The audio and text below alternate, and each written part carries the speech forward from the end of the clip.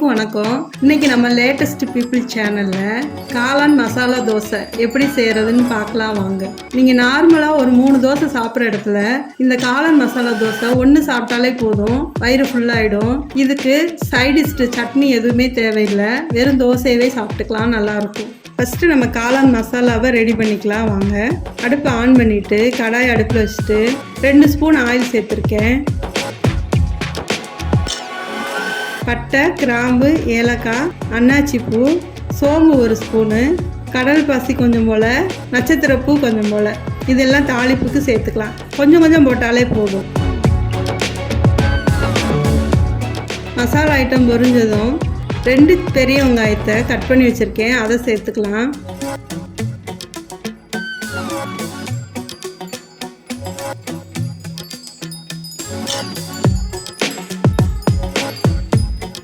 வெங்காயம் வதங்குறதுக்கு லைட்டாக உப்பு சேர்த்துருக்கேன்.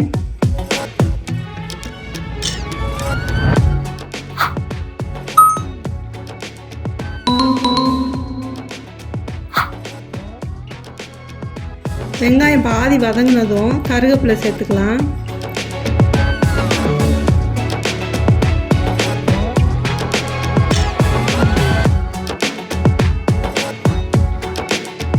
வெங்காயம் வதங்கினதுக்கப்புறம் 2 தக்காளியை ஸ்லைஸ் பண்ணி சேர்த்துருக்கேன்.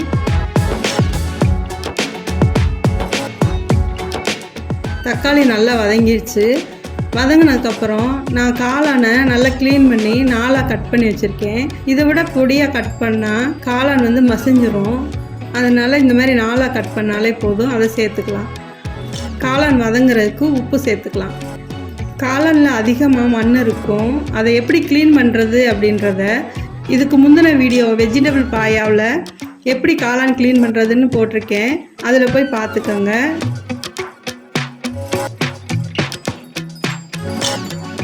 தண்ணியும் ஊற்றலை, ஆனால் எவ்வளோ தண்ணி இருக்குன்னு பாருங்கள். நம்ம தண்ணி சேர்க்க தேவையில்லை, இதுலேயே நல்லா வெந்துடும். 5 நிமிஷம்தான். ரொம்ப நேரம் வெந்துச்சுன்னா ஒரு மாதிரி ரப்பர் மாதிரி ஆயிரும்.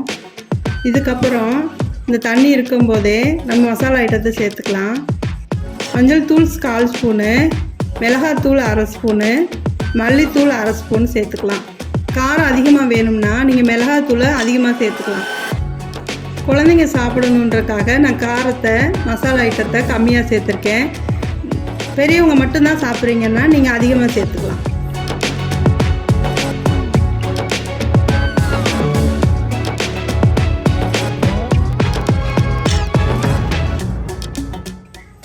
இப்போ தண்ணியெலாம் நல்லா ட்ரை ஆயிடுச்சு. உங்களுக்கு வேணும்னா இதில் கொஞ்சம் போல் தண்ணி சேர்த்து கொஞ்சம் லிக்யூடாக கூட வச்சுக்கலாம். நான் ட்ரையாக வேணுன்றதுக்காக தண்ணியெலாம் வற்றினதுக்கப்புறமா மல்லித்தழை தூவி எடுத்திருக்கேன்.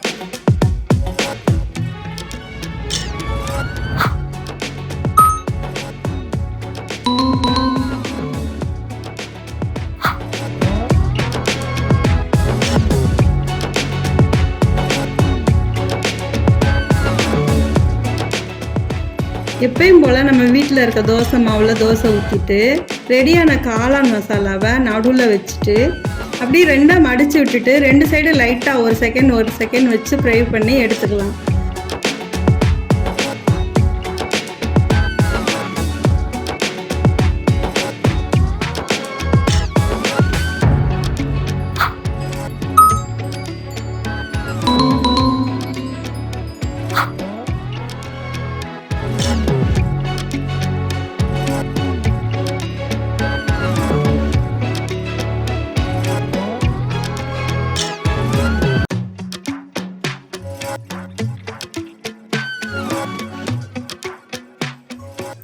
வெளியில் சாப்பிட்டு பார்த்தோம் ஹோட்டலில், இந்த டேஸ்ட்டு வரல, அது போக ரேட்டும் ஜாஸ்தியாக இருந்தது. அதனால தான் நான் வீட்டில் பையனுக்காக செஞ்சு கொடுத்தேன். ரேட்டும் கம்மி, நம்மளுக்கு வீட்டில் செஞ்ச திருப்தியும் இருந்தது. நீங்கள் செஞ்சு சாப்பிட்டு பார்த்து எப்படி இருக்குன்னு சொல்லுங்கள்.